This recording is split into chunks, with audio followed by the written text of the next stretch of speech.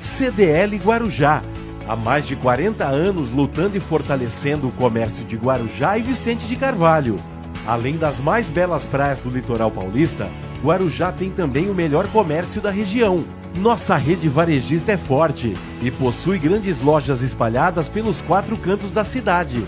Ademar de Barros, Puglisi, Avenida Dom Pedro, Oswaldo Cruz, Santos Dumont e a famosa Tiago Ferreira. São só algumas das principais ruas e avenidas com empresas de qualidade e associadas à CDL. Nossa sede está situada na Rua Rio Grande do Sul, número 75, pertinho da Avenida Tiago Ferreira. Contamos com salas de reuniões e uma secretaria para apoio dos nossos parceiros e associados. A Câmara dos Dirigentes Lojistas está vinculada ao CNDL, Confederação Nacional dos Dirigentes Lojistas, que une cerca de 2.000 entidades vinculadas, quase 500 mil de empresas associadas e mais de 1 milhão de pontos de vendas. No varejo, somos 5% do PIB brasileiro, gerando quase 5 milhões de empregos e faturando 340 bilhões de reais por ano. E neste novo momento do mundo digital, estamos prontos para lutar pelo futuro.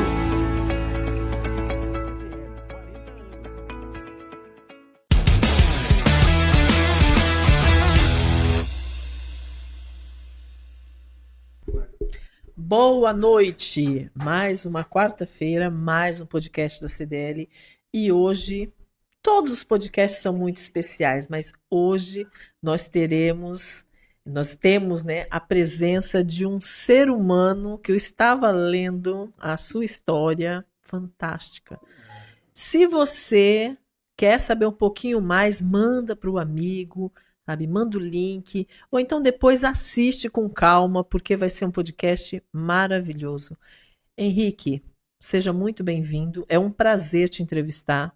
Eu sempre estava em alguns eventos com você. É muito importante o trabalho que você faz e eu acho que dá para a gente trabalhar junto e fazer muita diferença nessa cidade, né? Que a gente vai trazendo gente boa para perto da gente. Seja muito bem-vindo.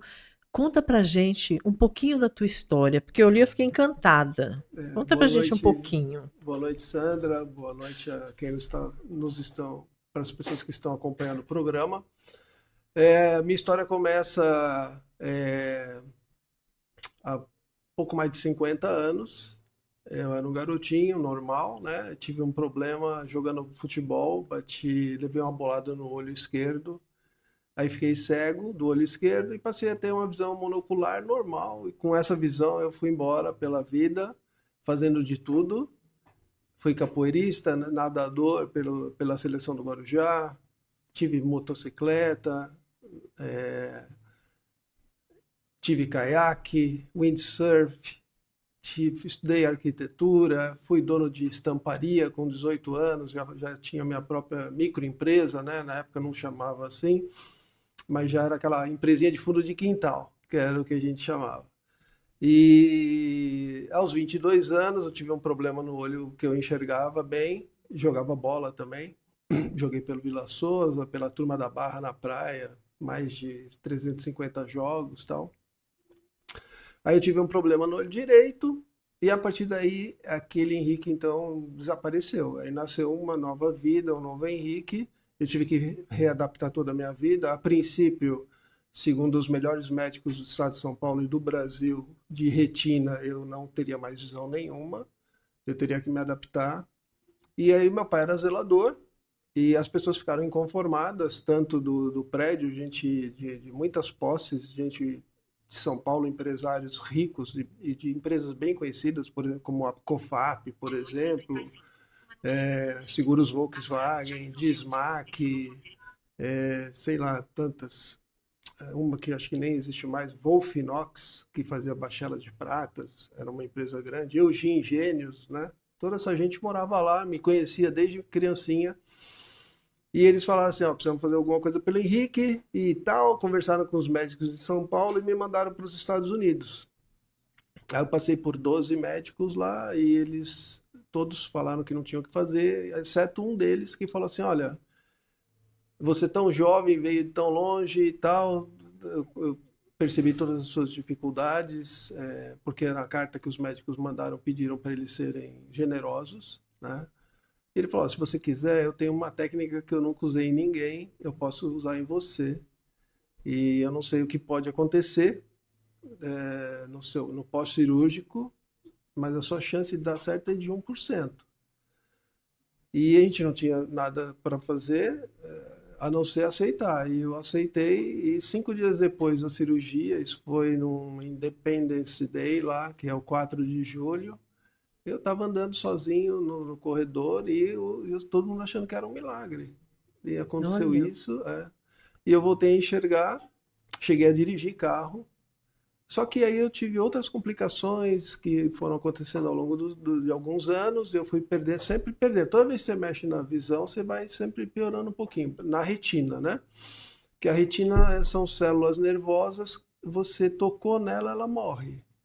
Então, todo lugar da retina que você toca, através de cirurgia, você está matando aquela área ali. E queimaram muito a minha retina com laser, que era a técnica que ele começou a fazer. A técnica que ele usou, no meu caso, virou um protocolo médico para todos os Estados Unidos. Um dia, eu estive visitando esse médico na Califórnia, eu morava na Flórida, e ele mostrou o livro de oftalmologia dos Estados Unidos, que era usado pelos médicos, né? E lá estavam todas as fotos do meu caso, o antes e o depois, e a técnica que ele usou, que serviu para salvar outros olhos pelos médicos norte-americanos. E aí eu depois me estabilizei, casei, fui empresário, tive agência de turismo aqui no Guarujá durante 12 anos, fui dirigente do segmento, fundei a Associação das Agências de Viagem do Litoral Paulista. Cheguei a ter 4 agências de viagens ao mesmo tempo, uma em Guarujá, uma em Santos, uma em São Vicente, uma em Praia Grande. Na época era a maior rede, mas tudo muito pequeno, né, de pouco faturamento, mas já mostrando que a gente tinha um caminho para fazer, que o segmento aqui era importante, que dava certo, né? Eu tinha aprendido isso lá nos Estados Unidos, né? Nos 2 anos que eu fiquei lá, no começo. O turismo lá impera na Flórida, né? Onde tem a Disney, todo mundo conhece. E eu quis replicar isso aqui. Até um certo ponto deu certo, mas as coisas também me pegaram num momento econômico, muita gente não sabe, né? Porque são jovens. Nós, entre 86 e 94, nós tivemos 5 moedas diferentes no Brasil. 5 planos econômicos, cortando 3 zeros. E eu estava nesse momento investindo. E era uma loucura você investir em turismo. A pessoa, primeira coisa que ela pensa é colocar arroz e feijão na mesa. Depois ela vai pensar em viajar, né? Ainda assim, nós conseguimos resistir a todos esses furacões e continuamos com o negócio do turismo até 1998, quando aí eu já entendia que não estava dando certo e a minha visão estava bem ruinzinha. E eu fui para os Estados Unidos para fazer um novo tratamento e deu certo, super certo. Fiz um transplante lá de córnea e a minha visão melhorou muito. Aí eu chamei a esposa e os filhos e aí nós começamos uma nova vida lá que durou 13 anos. Aí eu volto para o Brasil. Então, um pouco de toda essa história aí tem nos meus livros, né? Já são 10 livros. E em 2 deles eu conto tudo isso que eu te contei agora, com um pouco mais de detalhes, né? E aí me diz uma coisa. E quando foi que surgiu essa paixão pela história do Guarujá? Então, a história foi mais ou menos assim. Durante toda a minha vida, eu escutava meu pai falar do tempo do cassino, que ele foi funcionário do cassino do Guarujá. Ele chegou aqui com 15 anos de idade e já foi trabalhar no cassino. E ele atendia as mesas de jogos, levando ou trazendo coisas que eram solicitadas ou pelo profissional do carteado ou pelo jogador. Cigarro, água, ou qualquer tipo, as fichas, trocar fichas. Então eu pegava uma ficha de 500, ia lá, trocava por 5 de 100, trazia na mesa, já ganhava uma gorjetinha e tal, né? Tudo em ficha. Ele ia contando isso, né? E o meu pai guardou uns 10 itens históricos, uma vitrola daquela de girar, com os discos de 78 rotações, que ele é quase o triplo do tamanho, de espessura do LP que a gente conheceu na nossa época, que nem existe mais. Hoje ainda tem gente usando, né, os LPs. Para quem é jovem, dá um Google aí que vocês vão saber. E é caríssimo agora um Sim, aparelhinho. vale muito dinheiro, muito dinheiro. Tem coisa muito rara. E aí, eu vi o meu pai tinha um sapato, parecia uma. Sabe aquela baleia orca? Que é preta com aquela parte branca, né? Aham. E ele tinha um sapato, bico fino, a gente dava risada, achava aquilo super cafona, né? Olha, não deu 5, 6 anos, voltou a moda do bico fino. No final da década de 70, no John Travolta, né? Aquele filme Embalo Sábado à Noite e tal. E a gente tentou recuperar aquele sapato para usar, né? Na época, mas não servia já no meu pé. Hoje eu tô com 1,98 m, o meu pé é 43, 44, meu pai calçava 39, então não dava para eu usar. Michael Jackson usou bastante também nesse Tanto estilo. usava, fazia uso de alguns sapatos bem diferentes para a época, né? Para ele fazer aquele passo, né? Andando na lua lá. E então meu pai contando essas histórias, contou a história do Morro do Maluf. Ele conheceu esse personagem, que era um empresário, não tinha nada a ver com o político. E ele falava, ele ia para a mesa de jogos com a roupa, né, tradicional dele, com um turbante e tal. Muito ouro, muitos anéis de ouro e tal. Um cara mais ou menos jovem, 40 anos. E ele fazia umas festas lá em cima no Morro do Maluf, tinha umas tendas lá. E ele acabou comprando essa propriedade, né? E ele perdeu toda a fortuna dele. Ele faliu. Era um industrial, teve que fugir do Brasil. Tem uma história também bem interessante sobre a vida dele, muito estranha. Ele, quando volta do exílio, né? Do alto exílio que ele fugiu, ele é atropelado em São Paulo, perde uma perna. Uma sobrinha dele disse que ele achava que tinha sido uma tentativa, né? De assassinato.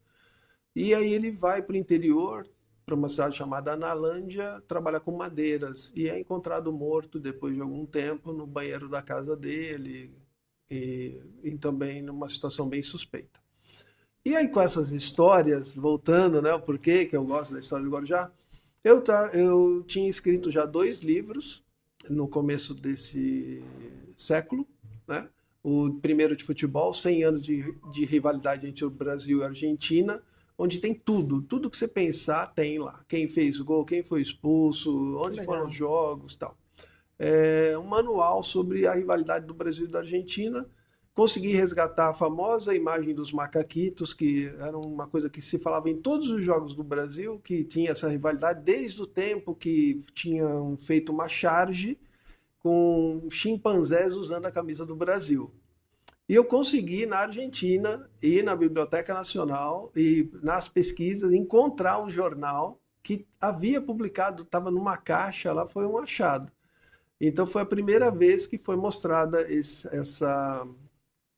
essa charge aqui no Brasil, né? Depois de mais de 8 décadas, mais de 80 anos, né? E esse livro teve assim um problema grandíssimo em relação a ele. A editora que iria fazer a publicação acabou dando um golpe na gente e uma outra empresa lançou um livro muito parecido com o meu, num outro formato, não é o mesmo material, porque eu não havia mandado para ninguém a não ser para o meu editor.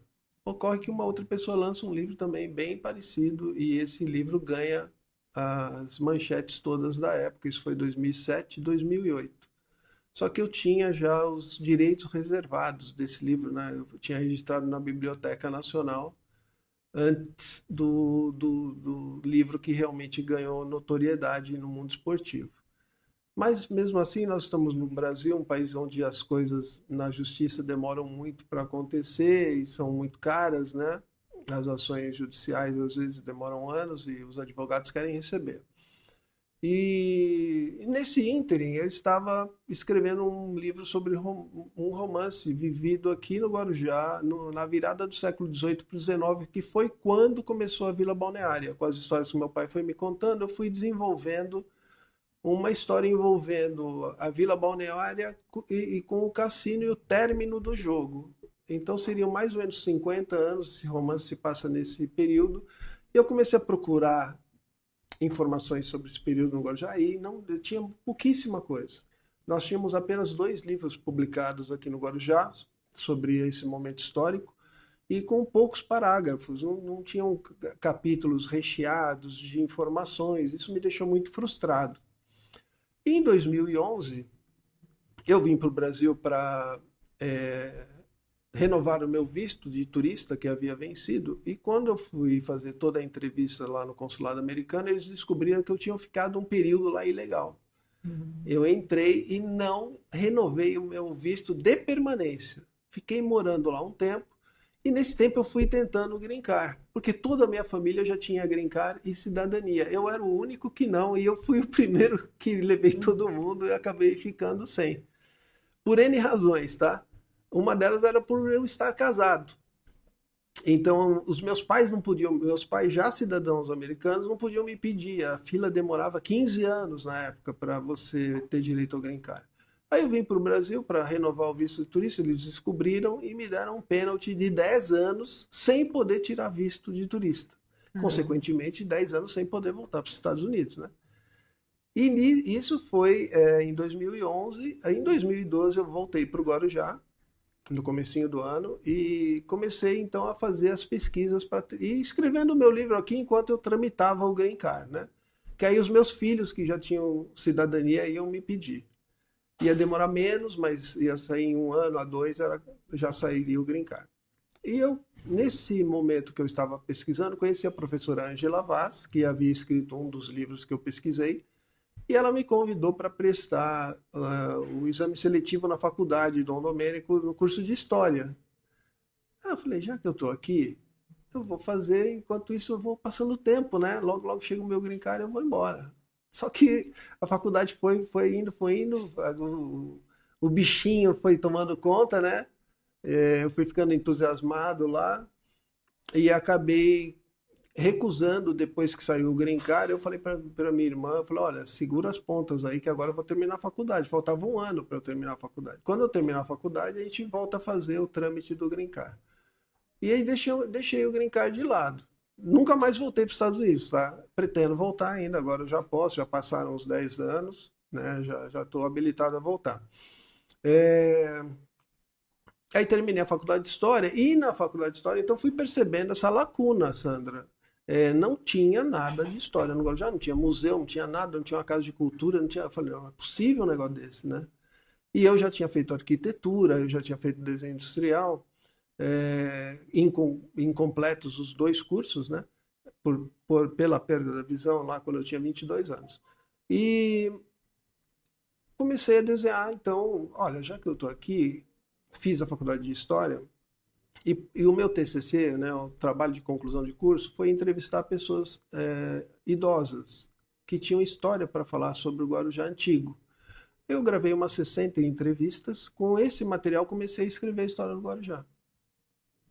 Meu primeiro intuito era escrever um livro sobre as famílias antigas e pioneiras, tanto de Guarujá como de Vicente de Carvalho, e algumas caiçaras de algumas praias, como a do Tombo, do Guaíba, por exemplo.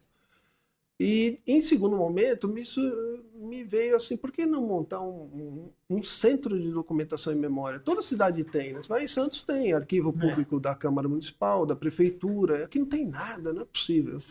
E montei o Centro de Documentação de Guarujá, né? Primeiro de forma informal, de maneira informal. Durante 6 anos eu fui só coletando informações, coletando documentos, fotografias, comprando maquetes e tal. Quando eu vi, eu tinha um mini museu na minha casa. Eu tinha mais museu do que casa já. Aí eu resolvi, porque montar uma ONG não é tão simples, sabe? A pessoa fala, não, você monta, não.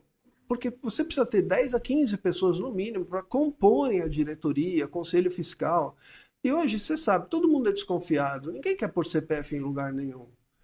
Aí eu tive que me cercar dos meus melhores amigos e fui mostrando o projeto e eles foram entrando e tal, e a gente conseguiu, então, fundar o Centro de Documentação e Memória legalmente no dia 22/2/2022. Tudo 2 e 0. É um bebezinho ainda. Isso. E aí, 4 anos já, né, eu comecei a estabelecer alguns projetos todos os anos. Um deles, por exemplo, hoje eu acabei de terminar o regulamento do nosso 5º concurso literário. Todos os anos eu fiz um concurso literário para as escolas públicas e privadas. Já tive a participação de quase 200 alunos da rede pública, né? Da privada, 0, nenhum, nunca participou ninguém das escolas privadas. E todos os anos a gente dá uma bicicleta, um tablet, um skate, medalhas e certificados. Hoje, infelizmente, é o concurso mais tradicional de literatura da Ilha de Santo Amaro. Eu não gostaria de dizer isso, mas sou obrigado a dizer, né? Para você ver como está difícil trabalhar com esse tipo de coisa. A nossa entidade pequenininha já tá tradicional nesse quesito que é o concurso literário. Aí comecei também a fazer exposições e escrever livros. Já escrevi 5 livros sobre a história do Guarujá, sendo que 2 deles são livros específicos de uma coleção de 5, cada um tem 354 páginas, capa dura, edição de luxo. Inclusive, esses livros já foram comprados pela Biblioteca de Washington, eles compraram na estante virtual, onde eu deixo os livros à venda. Então veio a nota fiscal deles, né, a compra deles para mandar para lá. Um deles já chegou há 3 anos e o outro saiu daqui o mês passado. Já está disponível lá, um americano que quiser. Que legal. Pede e a Biblioteca do Congresso manda para a casa da pessoa, né, e ela devolve depois. E também está disponível na prateleira lá, sala Adams e Jefferson. Quem quiser pesquisar no Google, entra lá na Library of Congress dos Estados Unidos, que é a maior biblioteca do mundo, e tem. Mas se você quiser ir até a biblioteca do Guarujá ou de Vicente Carvalho, você não vai achar esse livro. Não compraram ainda. Tá vendo? Eu dei um puxãozinho de orelha aí, porque eu fico indignado com isso. Mas é isso. E aí, esse trabalho do CEDOM, já tenho em acervo, acabei de adquirir uma coleção com mais de 700 fotografias antigas, de dinheiro, de recursos próprios. O CEDOM não tem dinheiro, eu não recebo salário. Eu fiz todo esse trabalho voluntariamente. Tenho hoje, digamos assim, para o acervo do Museu do CEDOM, quase 3.000 itens, né? Dos quais 80% são fotografias, negativos, slides. Também eu tenho um acervo de slides. E esperando um lugar para montar o museu para que a sociedade possa desfrutar e conhecer a sua história, né? Conhecer o seu RG. É como pegar um documento e falar, tá aqui, ó, daqui que nós viemos. E foi difícil porque nós conseguimos fazer isso já durante 1 ano, com verbas vindas da Câmara Municipal através de encaminhamento de vereadores, mas esse dinheiro acabou e o museu teve que fechar há 6 meses. E agora nós estamos esperando o 3º lote de verbas, que veio de apenas um vereador, que será suficiente, pelo projeto que nós desenhamos, de uma duração de 10 meses. Então, durante 10 meses, nós teremos um museu de novo, né? Só que esse é o único projeto com o qual eu busquei recursos na iniciativa pública, né? Dinheiro público. Eu sempre trabalho com a iniciativa privada. Eu não gosto de mexer com dinheiro público. É muito chato, é muito burocrático. Você tem que despender um tempo muito grande prestando contas e esperando documentação ir, esperando documentação voltar. Quem mexe com cultura hoje, com essas coisas de Lei Paulo Gustavo, Aldir Blanc, sabe do que eu estou falando. É muito complicado. Os prazos nunca são respeitados, sempre atrasa, então você não pode contar com nada no seu dia que chega o dinheiro. Aí você corre atrás. E nada, não é tranquilo fazer um negócio desse. Eu sempre fui da iniciativa privada. Eu sempre resolvi as coisas. E o CEDOM, ele é, como eu disse, desenhado para a iniciativa privada. E às vezes eu já contei com muitos apoios culturais de alguns comércios, mas sempre valores pequenos, com os quais eu comprei maquetes, eu comprei fotografias e cartões postais antigos e vou fazendo as publicações nas nossas mídias sociais. Hoje nós temos, nos últimos 12 meses de Facebook e Instagram, nós tivemos 15 milhões de acessos. Nunca a história do Guarujá esteve tão disponibilizada como agora. Isso somente no formato digital, sem falar nas outras visitações feitas dentro do próprio museu ou nas exposições que nós fizemos. Muito bom, né? E qual que é a importância para você de preservar esse patrimônio da cidade?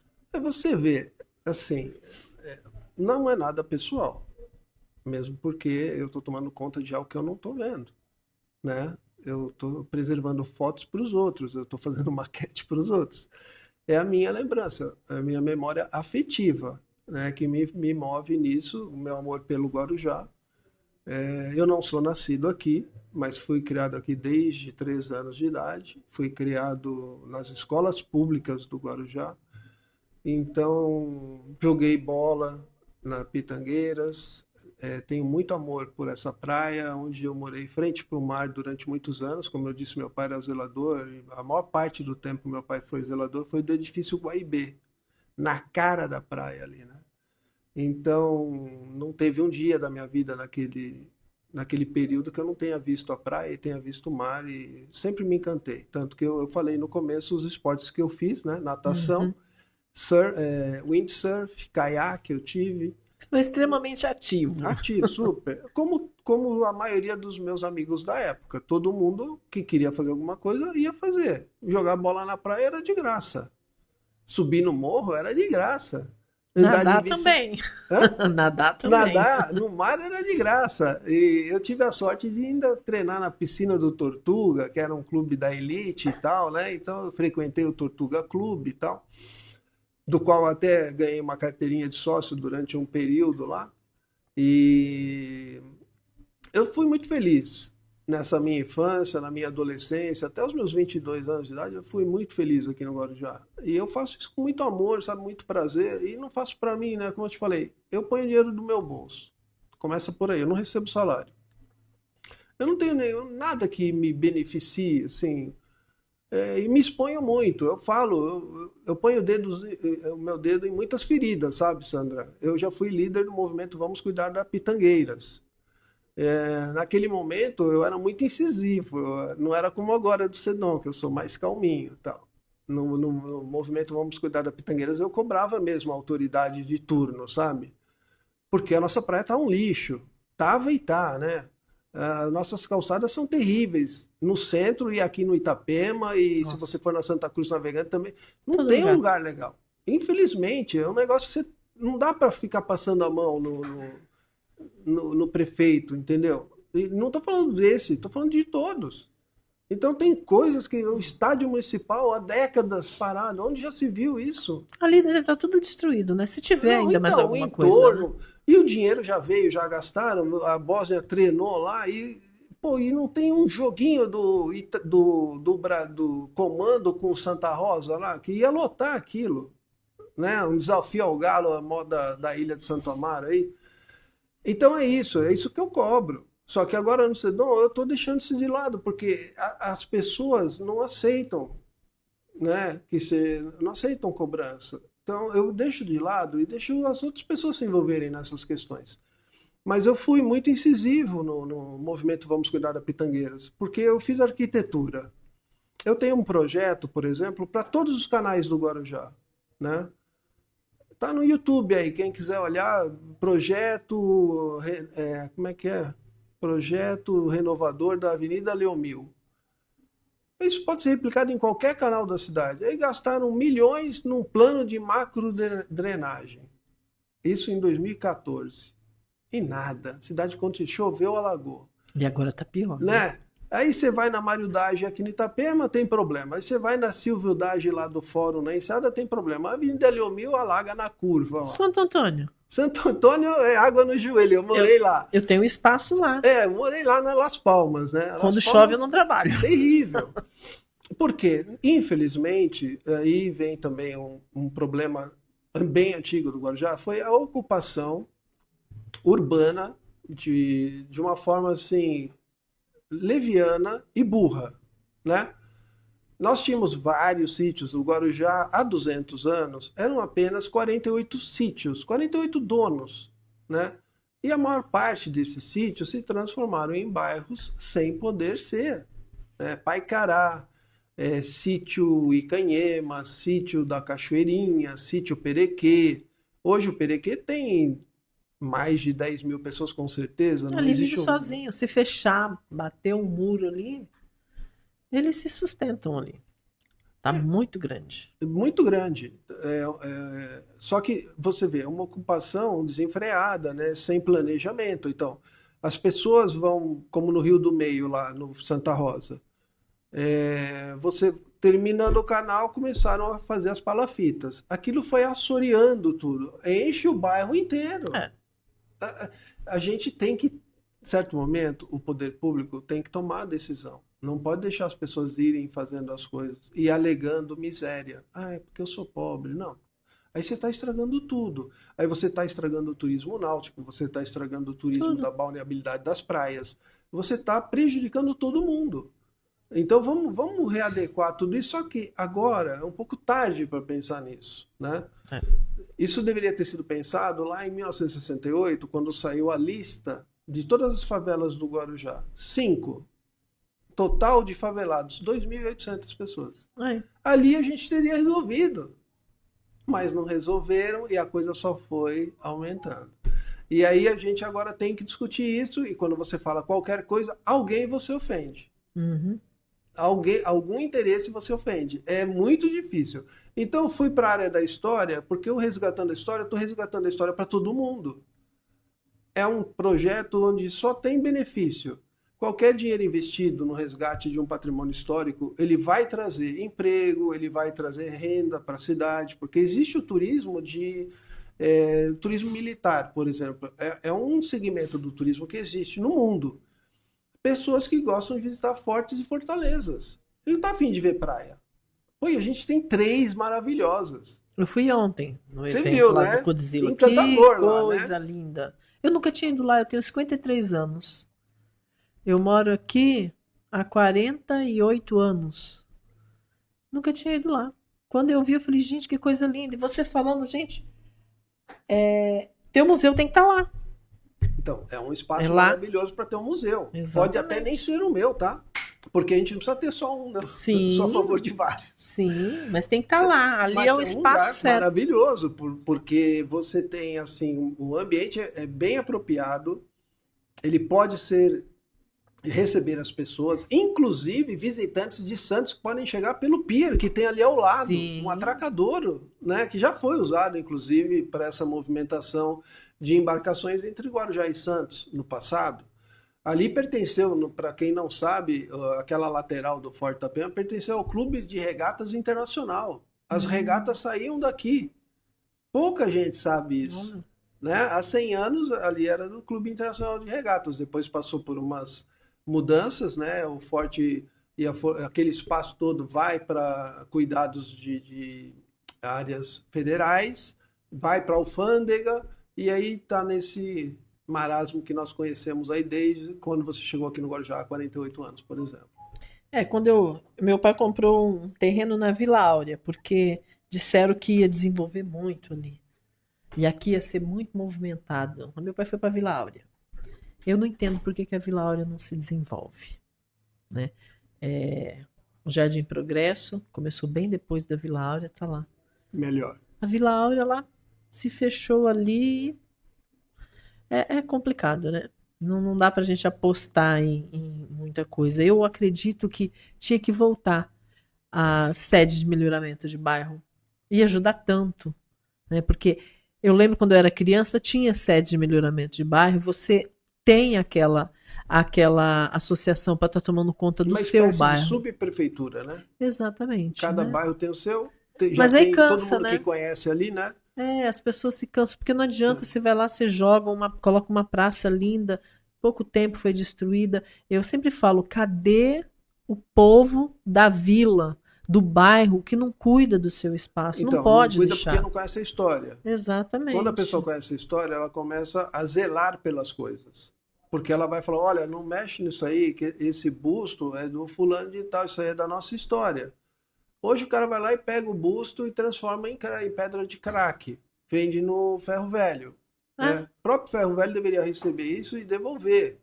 Né? Se ele não puder fazer de outra forma, seria um caminho. Então a nossa história vai sendo depredada, vai sendo totalmente derretida, porque as pessoas não sabem exatamente o piso ali, o chão que elas estão pisando, o que foi ali. Agora, só para você saber, assim, a maior parte, quase ninguém sabe disso. Ontem a prefeitura comprou o Hospital Guarujá, sim. deram a notícia e tal. Aquilo ali, pelas minhas pesquisas, tem uma história ainda que precisaríamos fazer um projeto de pesquisa. Ali foi o primeiro hospital da história da Ilha de Santo Amaro, há mais de 170 anos.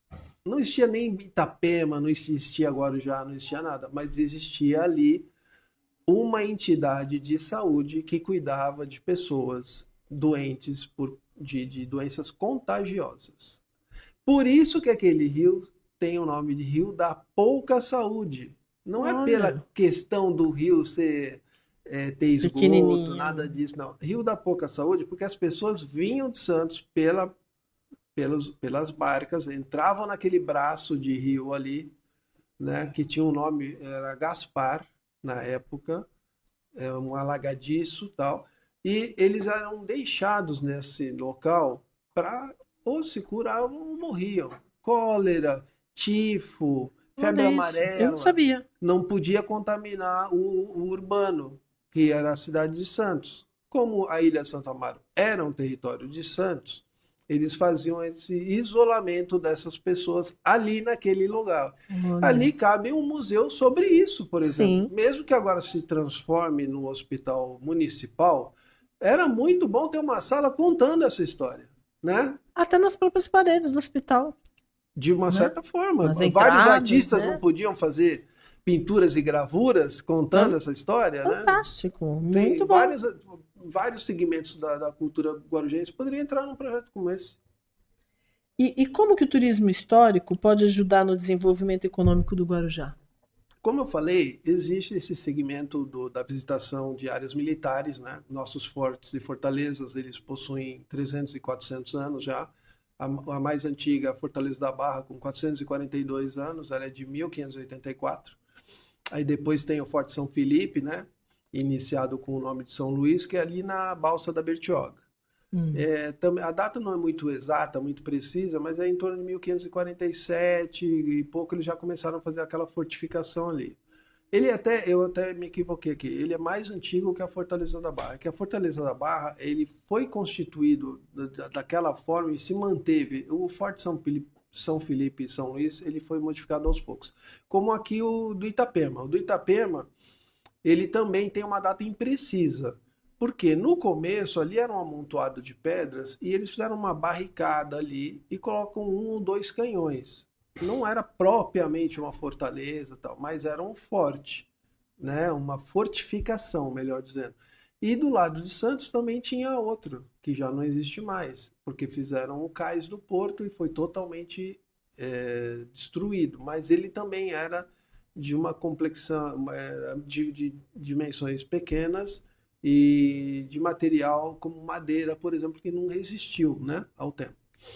E fazia o tal do fogo cruzado, né, como tinha a Fortaleza da Barra e como tem o da Bertioga, Guarujá, lá também faz o fogo cruzado. Então o navio que tentasse passar, ele tinha que cuidar do lado esquerdo e do lado direito, que vinha bala de canhão, tudo quanto é lado. Então, esse turismo já vai trazer a necessidade de você ter uma equipe de guias formados, de empresas, de vans, né, de levar de um lugar para outro. Pode ser um turismo náutico, por exemplo. Vamos fazer um interfortes náutico, por que não? Né? Não Sim. precisa ser terrestre, mesmo porque as distâncias são grandes, relativamente grandes. sair aqui do Forte Itapema para ir até a Bertioga, dá uma volta do caramba. Mas se for aqui por dentro pelo canal, com uma lanchinha rápida, você vai passeando um passeio maravilhoso. E um turista de dólar e de euro e de libra esterlina paga $100, 100 euros de boa num passeio desse aí. E todo mundo sai ganhando, né? E aí você já esquenta o turismo náutico também, né? Que o Guarujá é pródigo nisso, né? O turismo náutico do Guarujá é bem forte, pouco difundido. E nós temos as condições para ter as melhores marinas do litoral aqui, litoral sul-sudeste. As condições são excelentes, geográficas, né? As saídas que nós temos para o mar aberto e a proteção das marinas também são as melhores. E quem é da área sabe disso.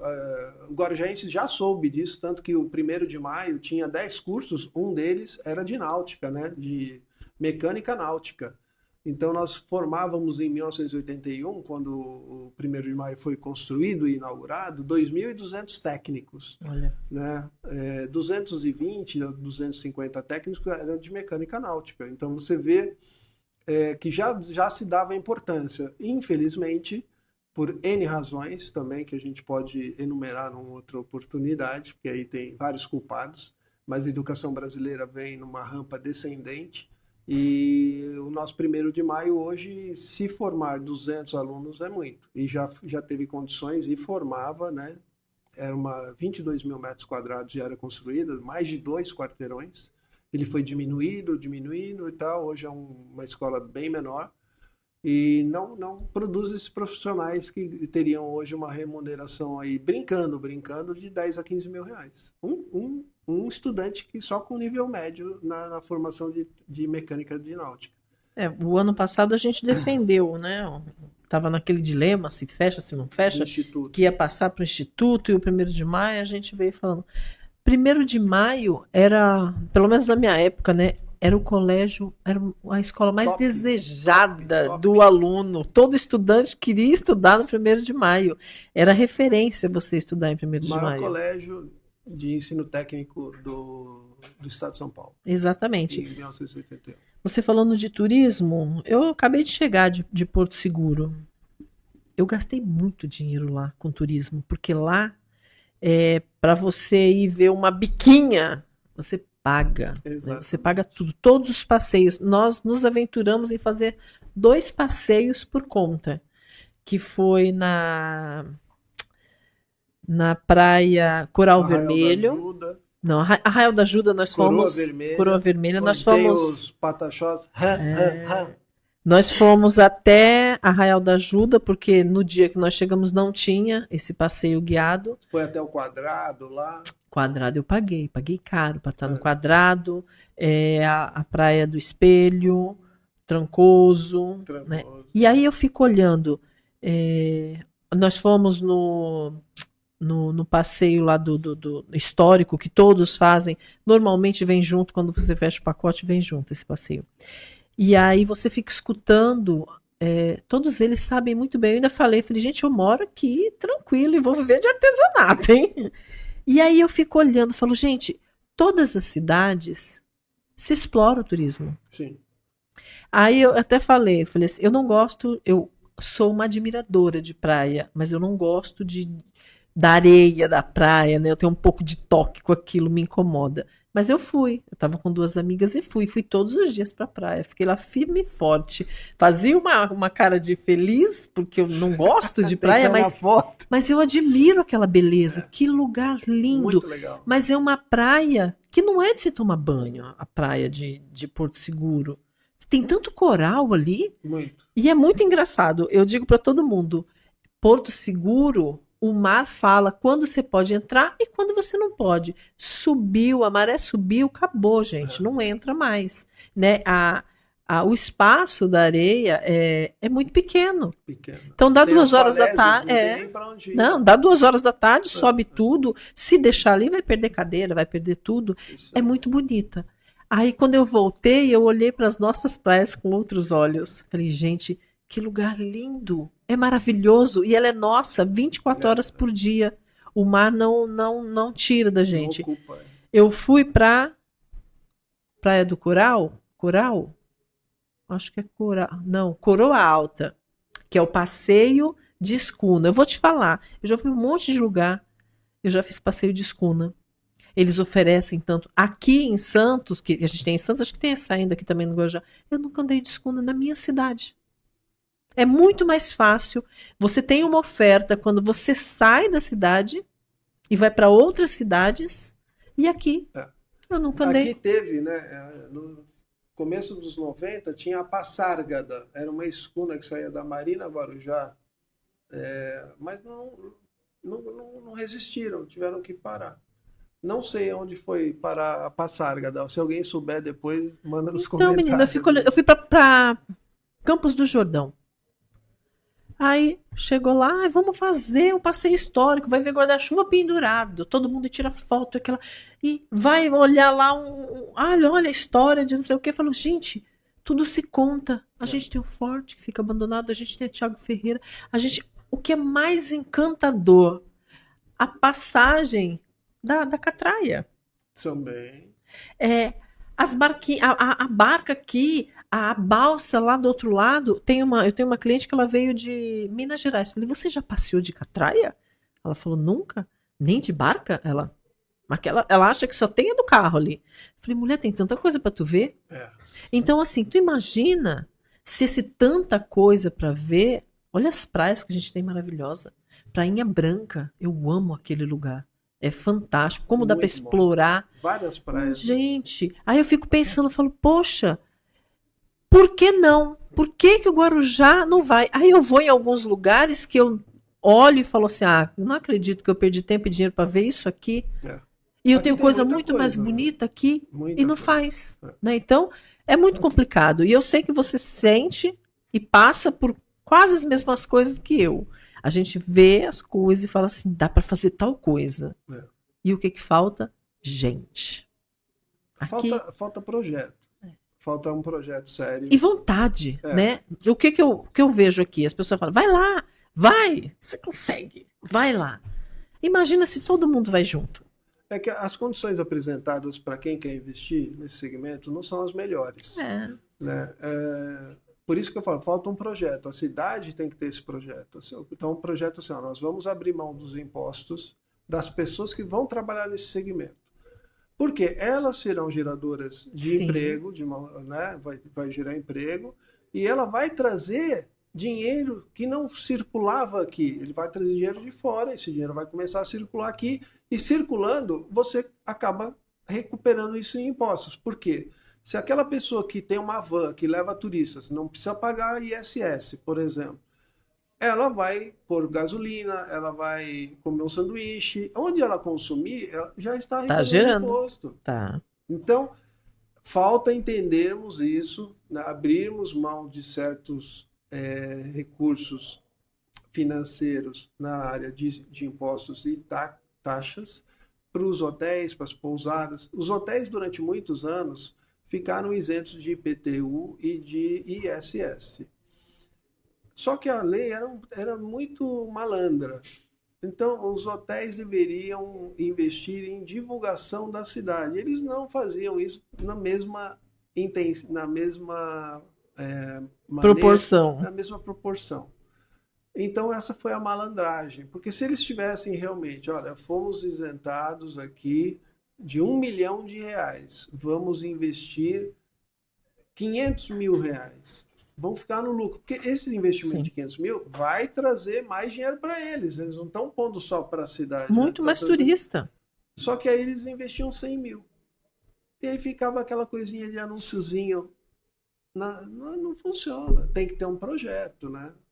Eu sou a favor da isenção, desde que haja um projeto sério, que todo mundo participe disso de forma organizada, controlada por esse projeto, que dá para criar um órgão gestor ali, sem custos, porque eu sou contra controle do Estado em cima da iniciativa privada. Tem que ser um organismo que os próprios participantes desse projeto se façam a gestão do negócio, né? E a coisa vai, porque isso existe em várias partes do mundo. Você vai em Florença, tem você vai na Flórida, tem, você vai em Punta del Este, tem. Por que não pode ter aqui, né? A exploração bem feita, sistemática, né? E todo mundo paga, né? Porque as pessoas querem conhecer, né? E outra, você tá turistando. Isso é importante. Agora, o povo tem que participar. Então, o povo não pode roubar o turista. Você entendeu? Exatamente. A gente tem que ter também esse olhar, trabalhar duro para tentar minimizar essas ações que dão um aspecto muito negativo para qualquer lugar do mundo, né? Que fica rotulada como um lugar onde não existe segurança. Então aí todo mundo que investiu perde. É. Então tudo faz parte de um grande projeto, né? Dá para fazer? Dá trabalho pra caramba, mas dá para fazer. É sonho? Não sei. O Sedom nunca aconteceu em 120 anos e um cara cego fez acontecer. Talvez alguém pudesse falar há 10 anos assim, não, esse cara não vai conseguir nada. Tô conseguindo, né? A nossa história já chegou em Washington. A nossa história tem 15 milhões de visualizações por ano, 1 milhão e 300 mil por mês. Né? E eu não pago para impulsionar, não. É porque os caras gostam de ver o que a gente publica. Eu tô contando a história do Guarujá ali todo dia. E fora, né? A maior parte é de fora. Eu tenho muita Você gente consegue que compra os identificar? meus livros. Né? Sim. Eu tenho muita gente que compra os meus livros que não são de Guarujá. Assim, uma porcentagem alta, de 40% a 50% das pessoas que compram os livros sobre o Guarujá não moram aqui. Eu mando muito para São Paulo, para Santos, para o Vale do Paraíba, para o Paraná, já mandei livro, né? O pessoal do Guarujá realmente parece que está virando as costas para a sua história. Não dá para entender isso, sabe? É um puxãozinho de orelha aí, você que está nos assistindo, porque eu estou fazendo a minha parte. Pode ter certeza que todas as noites, Sandra, eu ponho a minha cabeça no meu travesseiro e durmo em menos de 2 minutos. Eu não fico sofrendo para dormir. Então é um bom sinal. Você é uma andorinha ativa. É um bom sinal de que eu estou fazendo a coisa certa e tô desprendido de tudo, entendeu? Cara, não enxergo, meu. Porra. Não tô vendo nada, né? Entendeu? É isso. E, bom, eu vou te fazer uma pergunta que tá aqui para mim, Manda mas bala. eu já tenho a resposta dela também, né? A gente já tem. Você acredita que os moradores conhecem a história do Guarujá como deveriam? Não, É. tem tanto mito, tem tanta história mal contada, assim. Eu vou falar 2 ou 3 bem rapidinho, né? O Shopping La Plage. Se você perguntar para qualquer adolescente ou uma pessoa que tem menos de 30 anos, vai falar assim, o Shopping La Plage é onde era o hotel. Não, não era onde é o hotel. Só o nome. Era na esquina contrária. O hotel ficava onde é o caminho do mar, né? Onde tem a Galeria Hilo Center ali e os prédios frente para a praia ali naquela quadra. Mas ali tinha alguma coisa ali? Ali era o grande hotel. É? Inteira, a quadra inteira. Mas da onde é o O La Shopping Plage? La Plage era o seguinte, a princípio, aquela propriedade pertenceu à família Jafé, né? Nós temos 2 homenagens a essa família aqui, o Colégio Gladstone Jafé, no Santa Rosa, e a rua Nami Jafé, que é ali a que divide essa quadra que eu estou falando com o Shopping La Plage. O shopping, aquela área toda do shopping, pertenceu aos irmãos Jafé. Eram 2 irmãos que eram donos daquela quadra inteira. E eles venderam, depois de uns 30, 40 anos, para o dono do grande hotel. E ele fez ali, onde hoje é o estacionamento do shopping, ele fez a piscina do grande hotel. E um grill. O grill era um lugar assim que você ia para almoçar, jantar e dançar. E a piscina, que ficou famosíssima, porque foi palco de 2 ou 3 filmes nos anos 50 e através dos cartões postais também, que eram vendidos quando as pessoas ainda colecionavam cartões postais. Um dos cartões postais do Guarujá era a piscina do Grande Hotel. E quando termina o Grande Hotel em 1962, tudo foi vendido. E aquela área foi vendida para a construção do Clube Orla, Clube da Orla, que foi inaugurado em 65, 3 anos depois, virou a piscina do Clube da Orla. A mesma piscina, eles não mexeram, eles fizeram um projeto bem modernista, e incluíram a piscina ali, naquele cantinho, porque ela era fora, assim, né? Era bem encostada na quina entre a praia e a rua. Então ela não ia atrapalhar nada e fizeram o Clube Dólar nos outros 90% do terreno, que era bem grande lá. Tanto que acabou o Clube da Hora virando o Shopping La Plage. Então, essa é uma das lendas de que o Shopping La Plage era o hotel. Não, não era. Outra lenda que tem no Guarujá é do suicídio do Santos Dumont. O Santos Dumont estava hospedado no Grande Hotel e se enforcou num apartamento lá. Então falam assim, não, ele se enforcou porque ele viu um combate de aviões na frente da praia. Não, ele não viu esse combate, porque esse combate foi 2 meses depois que ele já tinha morrido. Então essa é uma das coisas que a gente precisa corrigir. O carro fúnebre do Santos Dumont, ele também, as pessoas lamentam muito a ida dele de forma equivocada, quero dizer, porque era um patrimônio da cidade, deveria ter passado no mínimo por uma consulta à Câmara Municipal, e a Câmara Municipal deveria ter chamado a população numa audiência pública para decidir: vamos ficar com o carro, vamos doar o carro para o museu lá do Rio de Janeiro. Não foi feito isso, e o prefeito anterior doou esse carro para o Rio de Janeiro. Só que esse carro, ele não era do Guarujá. Ele pertencia a uma funerária de Santos. E aquela funerária, aí tem um detalhe que ninguém até hoje explicou e vai ser muito difícil a gente conseguir saber isso. Ela possuía 2 carros. E a gente não sabe se esse carro que estava aqui no Guarujá realmente foi o carro que veio buscar o corpo do Santos Dumont. E também tem outro detalhe, né? Esse carro não tinha valor histórico nenhum, nem para a cidade de Santos, tanto que ele estava abandonado lá num terreno baldio.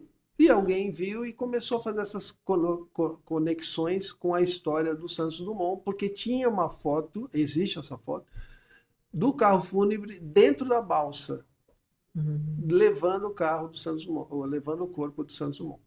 Então aí nasceu toda essa história. Então, carro tem uma ligação, mas não é tão forte quanto as pessoas pensam, sabe?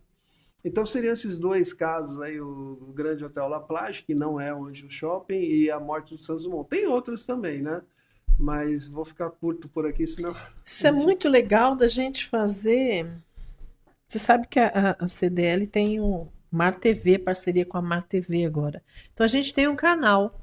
Você falando, eu fiquei imaginando, é muito gostoso, né? A gente tá escutando sobre a história. Seria bem interessante Tem bastante a gente assunto. fazer um programa com você, um bate-papo, você contando algumas histórias aqui da nossa cidade. Eu acho que esse é um bom primeiro passo, porque a gente desperta, né? A gente desperta a Tem muita curiosidade. coisa Eu curiosa. ficaria a noite inteira aqui É. escutando você falar, porque vai aparecendo um filme na cabeça, né? Tem muita coisa curiosa, muita coisa boa para saber. Algumas coisas você vai acabar ficando indignada de saber que, pô, a gente tinha um VLT, por exemplo, que ligava a Barca do Itapema até o centro. E foi tirado daqui e foi levado para Campos do Jordão. Olha. Pô, por que foi tirado daqui, né? Então, a gente perdeu muita coisa, perdemos o teleférico, né, que era uma coisa muito legal, que eu cheguei a conhecer, ele funcionou entre 73 e 77, ficava ali na Rua Cubatão, na encosta do Morro do Pitiú. E dali você via Santos inteira, o Guarujá inteiro, era uma linda, vista maravilhosa, era um passeio legal, sabe? Para turista é perfeito, né? Você não tem a praia às vezes para oferecer, você tem que oferecer outras coisas, né? É uma coisa do que a gente vinha falar aqui no programa, só que são tantas as coisas para falar, mas um teleférico, poxa, dá para ter, né? Não é possível que não dá para ter um teleférico numa cidade com tantos morros, né? Exatamente. Pô, não é um investimento assim tão Não é. fantástico. E o retorno é muito Pelo bom. amor de Deus, sabe? Nós temos vários lugares do Guarujá que dá para colocar um teleférico. Mas às vezes falta, eu não sei. Olha, o Guarujá em 1965, o prefeito Domingos de Souza fez uma lei municipal. Dia 25 de março essa lei foi promulgada, entrou em vigor. Doando 2.000 metros de área para a construção do Museu da História do Guarujá. Aí, vou deixar para vocês que estão em casa pesquisar no site Leis Municipais. Coloca lá, Museu Guarujá 1965. Vai ter a lei lá. 2.000 metros de área. Hoje uma parte virou mercadinho de peixe lá no Astúrias e outra parte ainda está disponível, cerca de 800 metros. Curioso disso, uma pessoa, quando o museu estava aberto, e o museu estava funcionando ali ao lado do supermercado Joia, no centro, e ela marcou comigo 3 horas no museu. E ela marcou no GPS do Uber. E o cara levou ela lá no Astúrias, lá no mercado de peixe. Na planta genérica do Guarujá, consta museu. Nossa. Tá lá. Aí ela ligou e falou, onde que é o museu que eu tô aqui? Mas não, você não tá aqui porque nós estamos aqui na porta do museu, não tem nenhum carro aqui. Aí ela, não, eu tô aqui assim, assado. O cara falou, não, cara, você tá na Astúrias, você tem que vir aqui pro centro. Então, você vê, essa lei de 1965, quantos prefeitos já passaram de lá para cá? Os melhores, né? Todo mundo fala que fulano foi o melhor, né? E não tem museu, cara.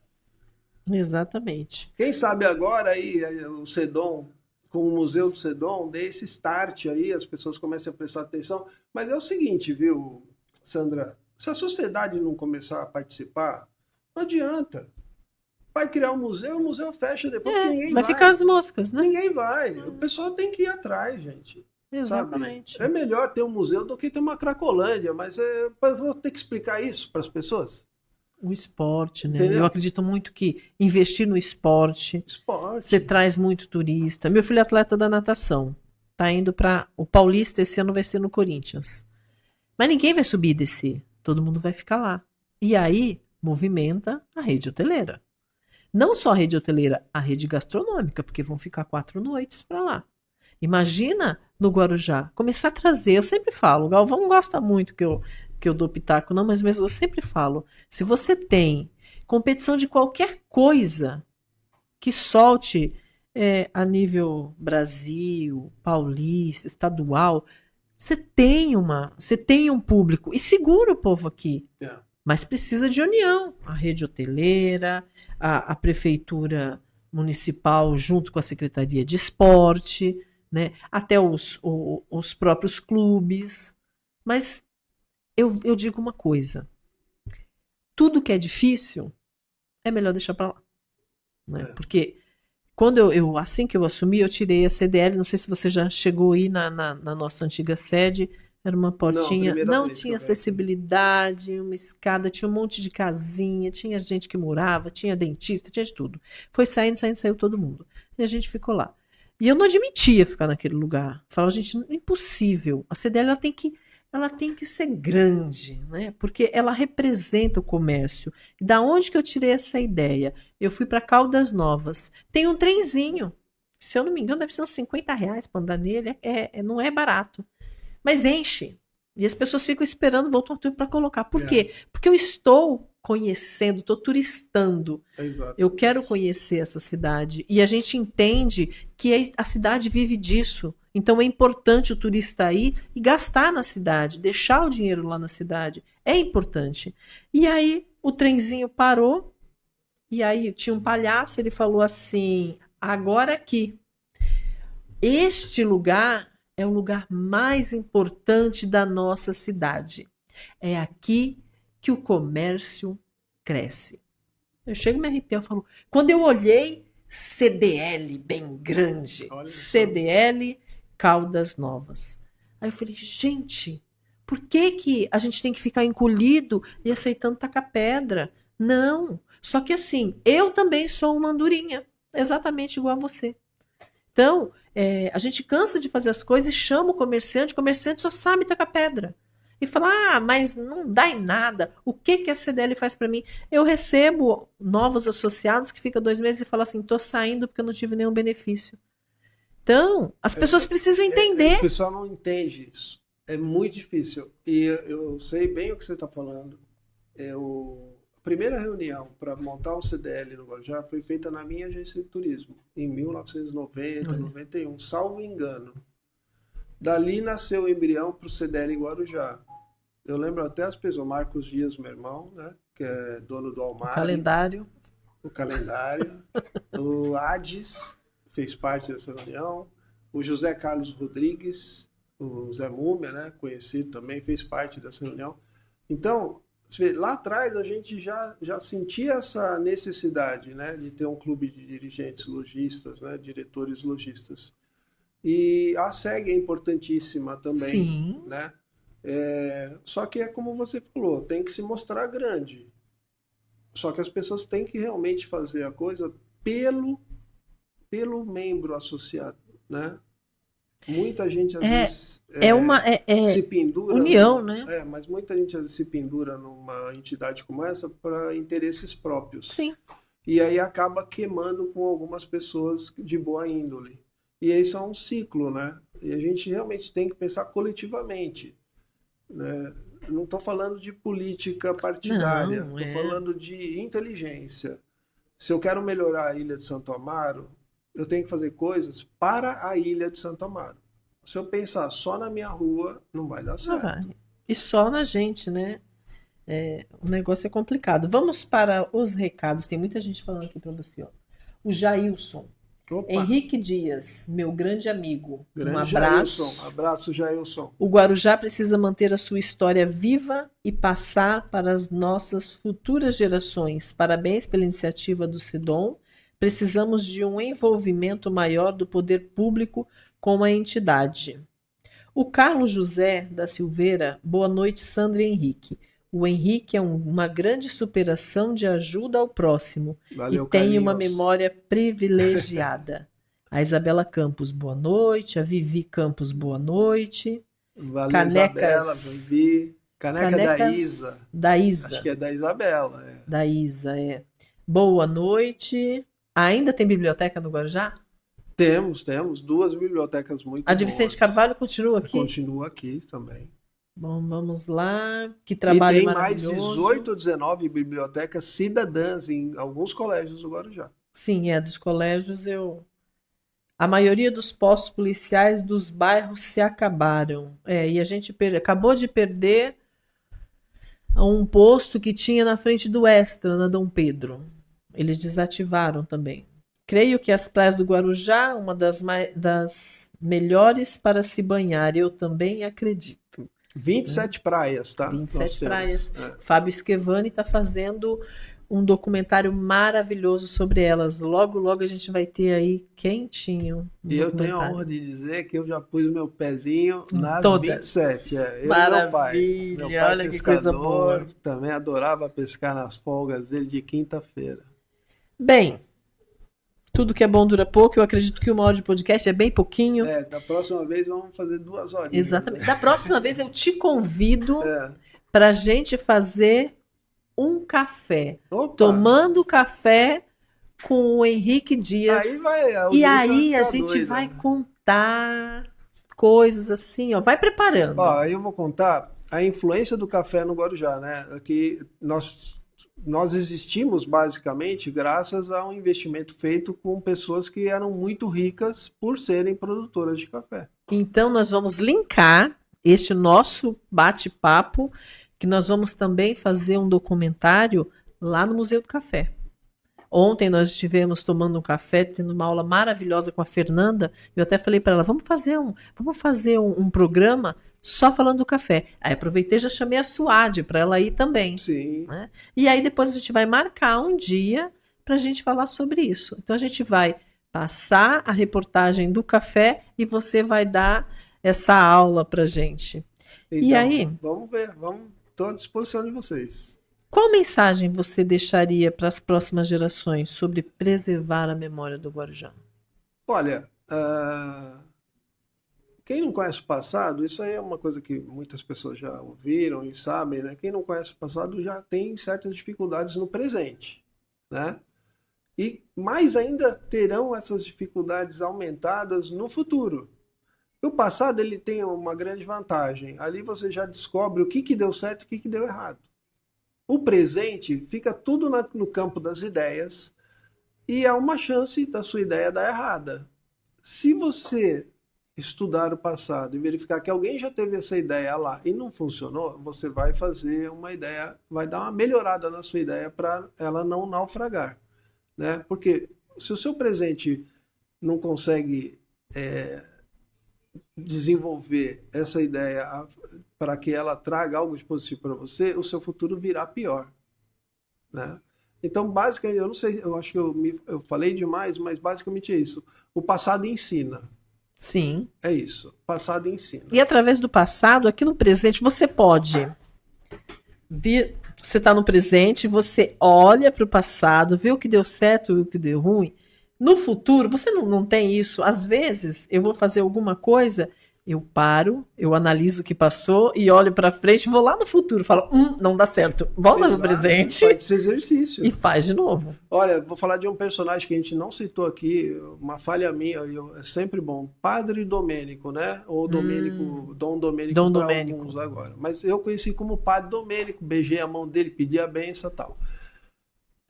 Hoje eu detenho lá no acervo do museu, muitas pessoas doaram esses livros. O padre prestava contas de todas as obras sociais dele. Por quê? 80% do dinheiro que ele arrecadava para as obras eram de pessoa física, eram doações de pessoas. Só 20% vinham de instituições públicas, ou municipais, no caso a prefeitura, ou estadual, no caso o governo do estado.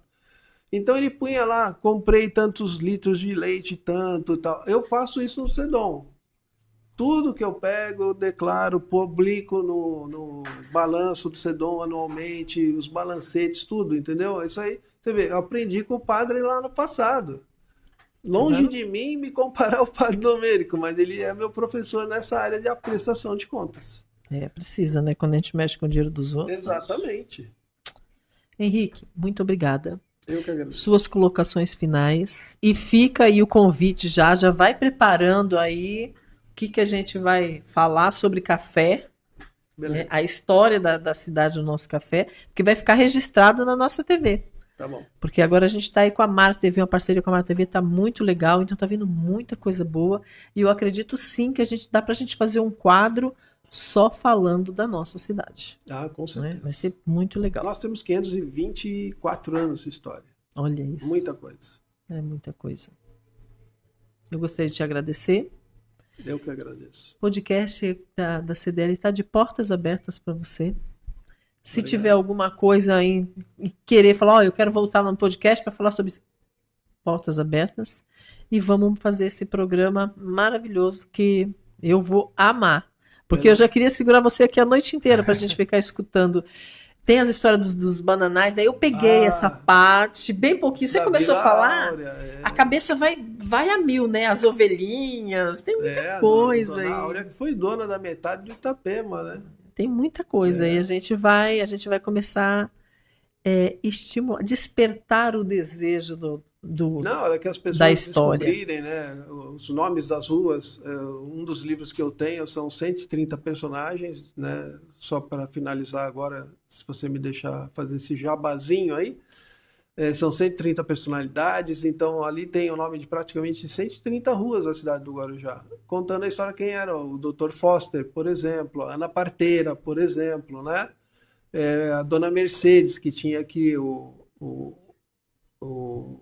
empório dela na Tiago Ferreira, e por aí vai, família do Chico Martins, daqui do Itapema também, e do Guarujá vários, e gente de São Paulo também, e aí você vai prestando atenção, né, poxa, essas pessoas foram importantes para a cidade, deixaram um legado e tal, um médico, o primeiro médico e tal, aí você vai sabendo quem foi, né, quem são os descendentes deles, né, os netos, bisnetos, tataranetos já, e é isso. Fantástico. Então, só para fechar, quem quiser conhecer o trabalho do Sedom, basta entrar em qualquer mídia social, tem YouTube, Instagram, X e Facebook, Sedom Guarujá. Sedom é com C de casa e M de Maria. Sedom Guarujá, tá bom? E os seus livros, como que... Para comprar os meus livros, eu tenho uma página no Facebook, mas se você digitar também no navegador www.edbooks.net, já cai lá. Ótimo. ED de Henrique Dias, books, que é livros em inglês, no plural, .net. Perfeito. E nos vemos semana que vem. Semana que vem a gente vai estar com a Ieda aqui da ProHot. A gente começar seguindo a juntar todo mundo, né? para começar a fazer a diferença e despertar os que ainda estão dormindo, né? Acho que esse é o nosso caminho. Obrigada. E motivar as pessoas. Exatamente. E a história é maravilhosa. Te encontro semana que vem. Tchau, tchau. Tchau, pessoal.